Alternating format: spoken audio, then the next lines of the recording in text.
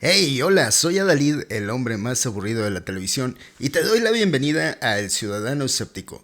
Qué gusto tenerte aquí en este espacio donde cuestionamos, compartimos ideas y sobre todo pensamos en voz alta, como entre amigos. Siéntete como en casa, relájate y vamos a conversar unos minutos sin cátedras, sin dogmas, con mucho buen rollo y curiosidad compartida. El ciudadano escéptico. Imagina esto, un archivo olvidado, desclasificado hace años, durmiendo en los servidores digitales de un gobierno. Su contenido es fuerte para la ufología y sin embargo nadie está hablando de ello. Lo más cómico es esto. El contenido es genial. Los ufólogos deberían estarse peleando por atribuírselo. ¿Y qué pasa? Nadie. Nadie habla de esto. Es como encontrar la receta de Coca-Cola tirada en el bote de basura y que todos sigan discutiendo si es mejor el Boeing o Jarritos. Y les voy a decir por qué. Porque están muy ocupados investigando. ¿Y en qué consiste su investigación? Me pregunto. En contarse el mismo cuento una y otra vez. Es un círculo de confort. Una cámara de eco donde se gritan lo mismo unos a otros. No investigan, narran, le ponen música dramática a la foto pixelada de un foco lejano y ya. Necesitan que alguien llegue y les dé un golpe en la nuca con la palma abierta. Así que hoy, antes que los demás, vamos a desenterrar un documento que se les pasó a todos.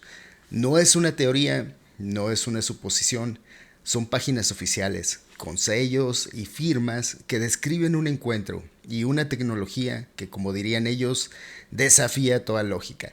Un caso que por alguna razón se quedó fuera del radar colectivo.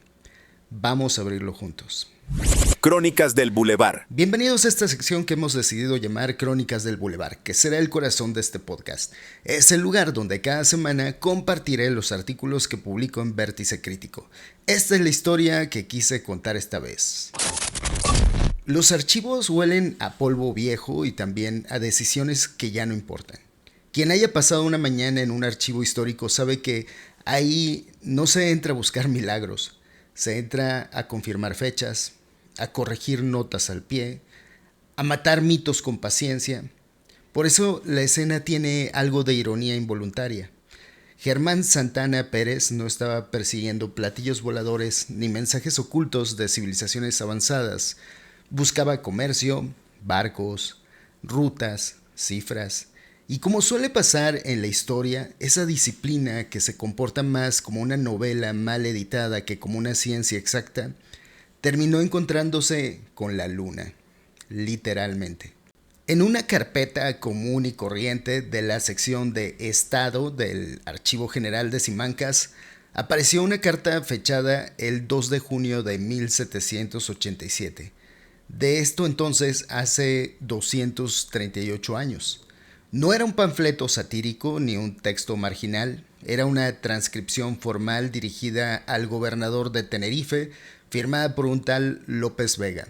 El tono es serio, casi administrativo, pero el contenido parece escrito después de una noche particularmente intensa o particularmente inspirada. Un grandísimo globo desciende del cielo, brilla, tiene cola, parece cometa, carro mitológico, artefacto imposible, y dentro viajan figuras humanas de 3 metros de altura que hablan una lengua desconocida. No vienen de Marte ni de un más allá nebuloso, vienen de la Luna. Y no llegan en plan invasión, sino como quien hace escala, conversa, explica su sistema político, una monarquía parlamentaria curiosamente similar a la inglesa, y luego se va, no sin antes dejar sembrada una idea peligrosa: el conocimiento como botín. Hasta aquí, cualquier lector moderno pensaría que esto ya pertenece de lleno a la subcultura ufológica: convenciones, podcasts, camisetas negras con letras fosforescentes. Pero no, todavía no. Este relato es anterior a los platillos voladores, a Roswell, a la Guerra Fría, a Hollywood. Está en una zona incómoda. No es ciencia, no es ficción, no es religión, no es delirio puro, es otra cosa. Protoufología, imaginación política con globos, fanfiction ilustrada del siglo XVIII. El texto es este y dice lo siguiente. El 15 del corriente a las 10 de la mañana, estando el cielo claro y despejado, llamó la atención de los habitantes de esta isla un grandísimo globo flotando en la atmósfera. Bajaba majestuosamente con dirección al pico del Tenerife.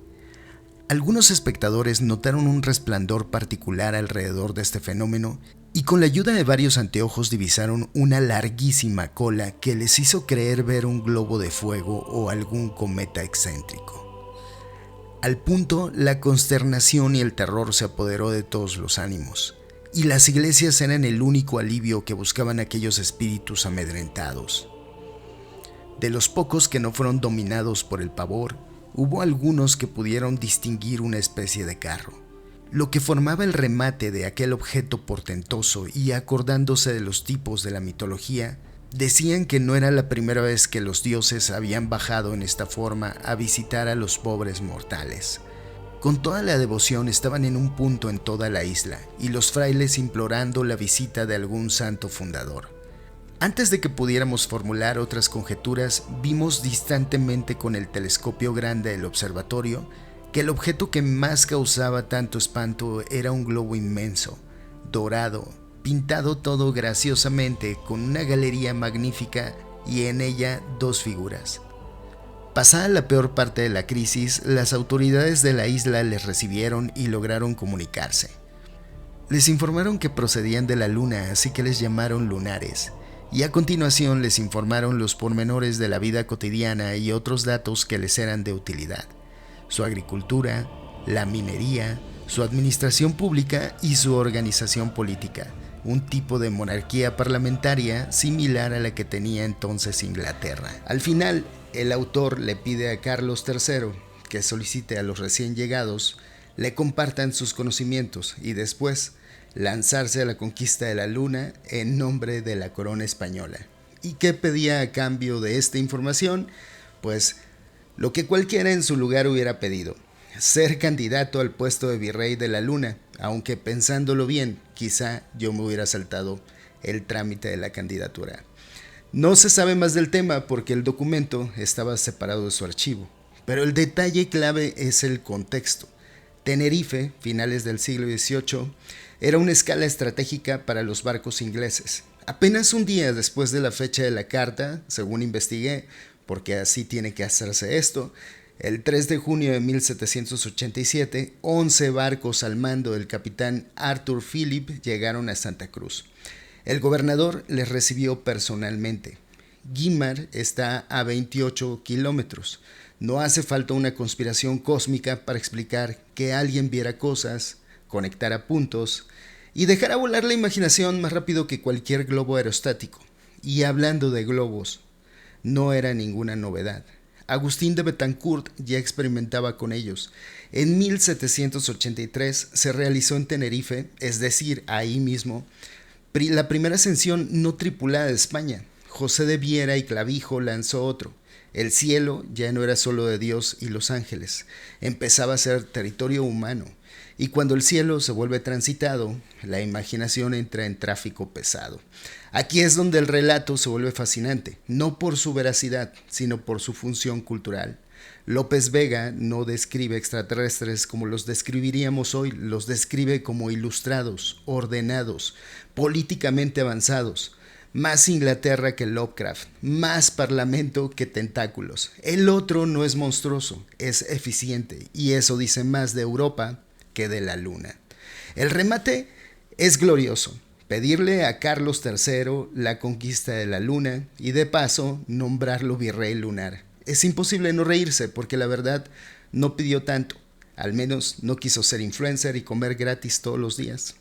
¿Estaba López Vega loco? Probablemente. ¿Importa? No tanto, porque la locura también es un documento histórico cuando revela cómo una época procesa lo desconocido. Este relato no busca pruebas, no mide radiación, no compara testimonios, cuenta, narra, fascina, y en eso se parece mucho a Roswell, a San Francisco, a cada historia posterior donde el contacto no demuestra nada, pero lo sugiere todo. No es ciencia ficción porque no imagina futuros, es una fantasía administrativa, un cuento infantil escrito en lenguaje de informe. Y quizá ahí está la clave. Antes de convertirse en subcultura, el fenómeno ovni fue una metáfora del progreso, del miedo, del deseo de que alguien en otro lugar lo esté haciendo mejor que nosotros. Hoy discutimos si los ovnis son cultura o subcultura, si son conspiración o ciencia emergente, pero tal vez la pregunta correcta sea: ¿qué parte de nosotros necesita que el cielo nos visite, nos explique cómo gobernarnos y luego se vayan sin dejarnos a cargo? En Simancas, entre papeles que nadie pensaba abrir con asombro, alguien dejó escrita una respuesta incompleta. Un globo dorado, una galería, 2 figuras. El resto lo seguimos rellenando nosotros. Y quizá lo seguiremos haciendo mientras miremos al cielo, no para buscar respuestas, sino para confirmar que todavía sabemos hacernos preguntas.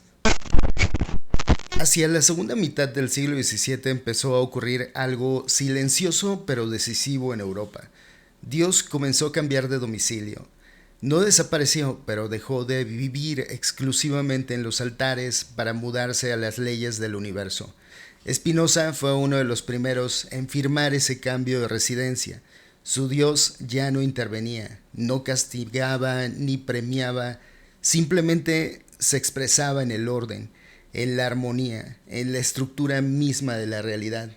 Siglos después, Einstein lo resumiría con una frase que hoy se cita como estampita laica: un Dios que se revela en la legalidad del cosmos y en cuyo intelecto participa la mente humana. Traducido al lenguaje llano, entender el mundo también era una forma de devoción. Ese giro tuvo consecuencias profundas. Los intelectuales comenzaron a mirar el futuro con un optimismo casi insolente. La razón fue declarada soberana, no solo como herramienta, sino como principio moral. Descartes enseñó a dudar metódicamente. Newton demostró que el cielo obedecía a ecuaciones. Y entonces llegó la Revolución Francesa, que llevó la metáfora al extremo. Si la razón era lo más elevado del ser humano, ¿por qué no rendirle culto? El culto a la razón no fue un meme ilustrado ni una ocurrencia excéntrica.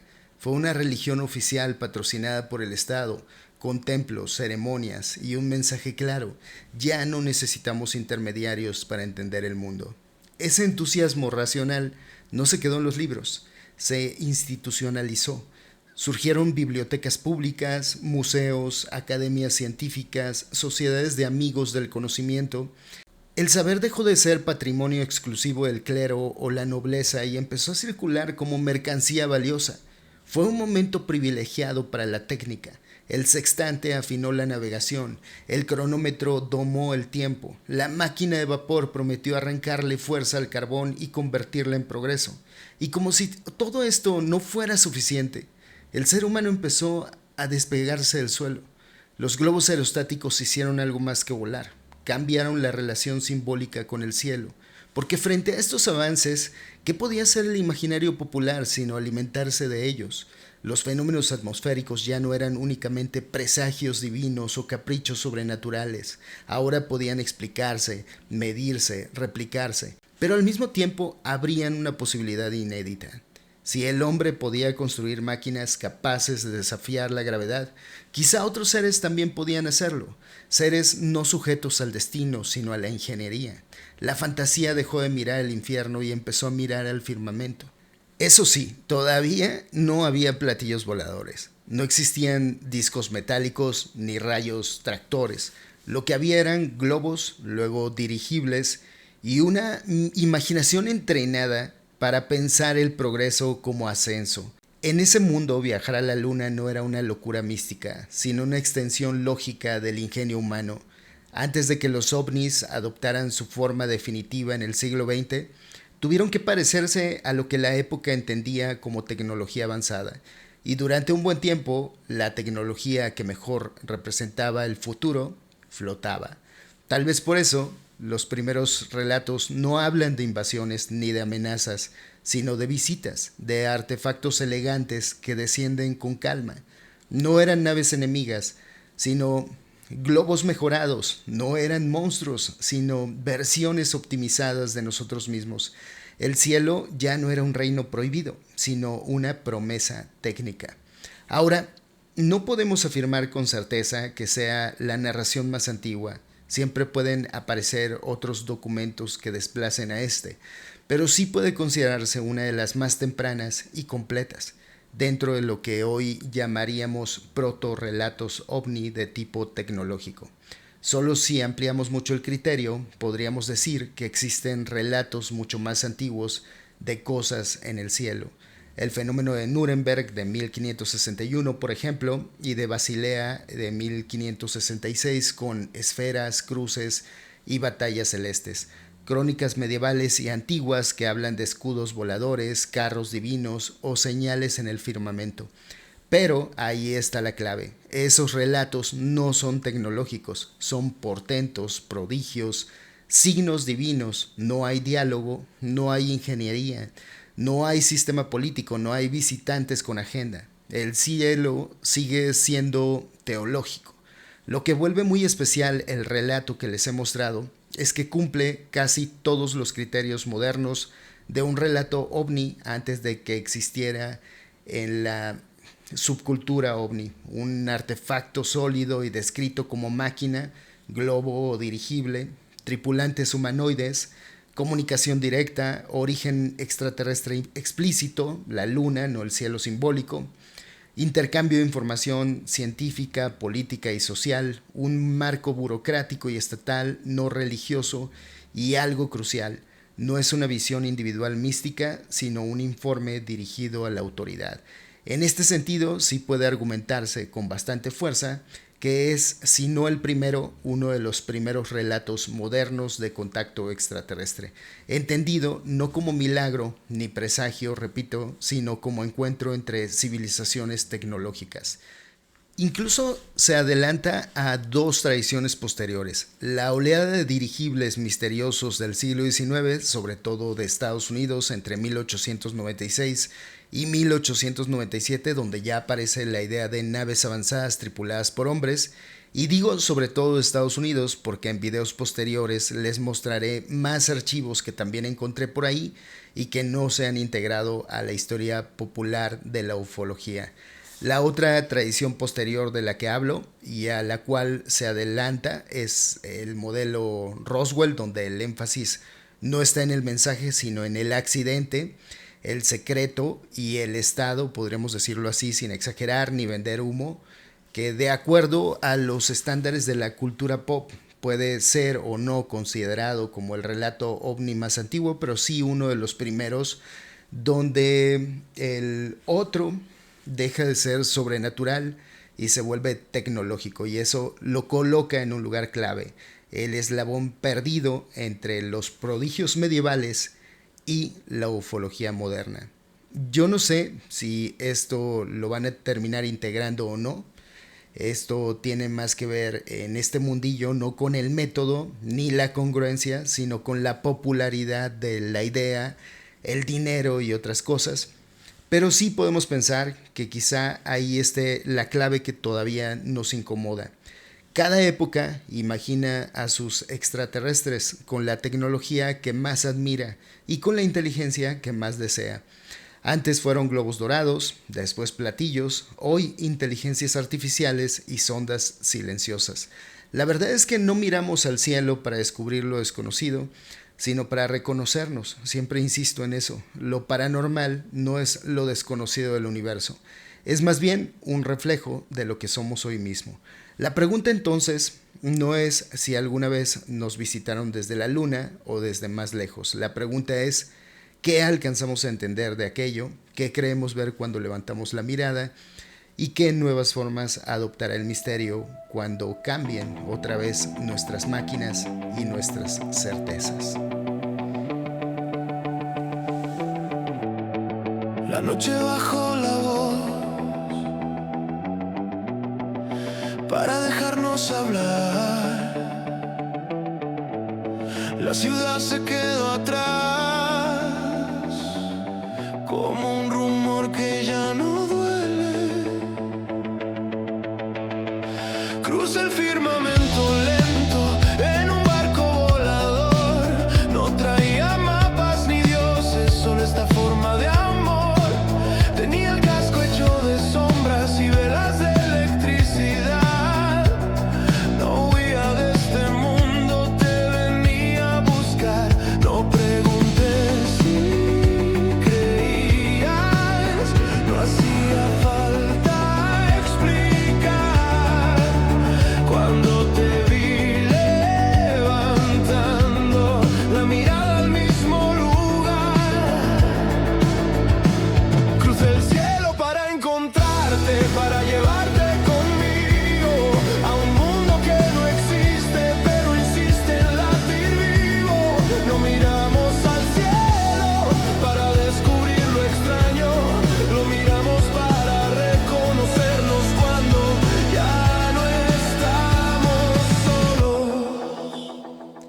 bueno, hasta aquí llegamos por hoy. Si te gustó este episodio, no olvides suscribirte, dejar tu comentario o compartirlo con alguien que pueda interesarle. Nos vemos la próxima semana. Y recuerda, en un mundo saturado de voces, no basta con pensar diferente. Lo que realmente importa es pensar con sentido.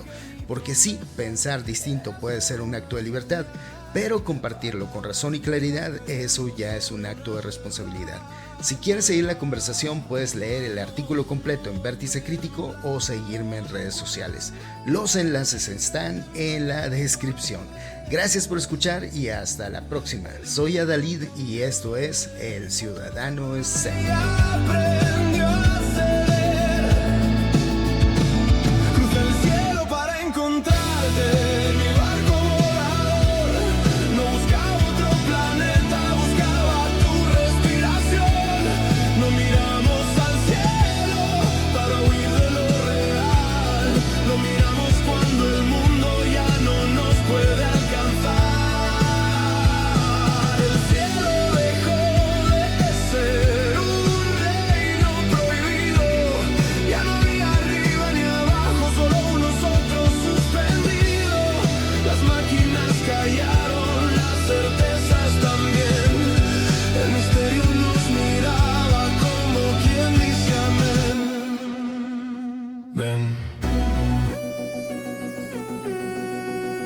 Dije sin hablar, no hay que despegar.